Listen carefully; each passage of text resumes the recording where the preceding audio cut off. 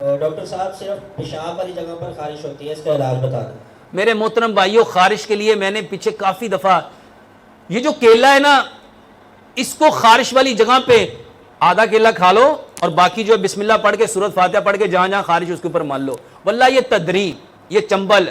Even کہ psoriasis, میں نے الحمدللہ، مجھے ایک بندہ ملا کہتا ڈاکٹر صاحب اللہ آپ کو جزائے خیر دے، میرا سورائسس 27-28 سال ٹھیک نہیں ہو رہا تھا، وہ آپ کا کیلے کا سنا، میں آدھا کیلا کھا لیتا تھا، بسم اللہ پڑھتا تھا، سورۃ فاتحہ پڑھتا تھا، باقی مل لیتا تھا۔ دیکھو ماشاءاللہ میرا سورائسس کے اب اوپر سے جو سکیلز اترتے ہیں نا، یہ اترنا اس وقت کے بند ہو گئے ہیں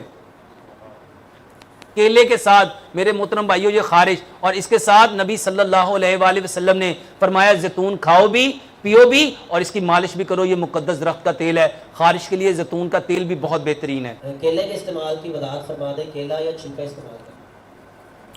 میرے محترم بھائیوں، جیسے آپ پیسٹ کرتے ہیں نا،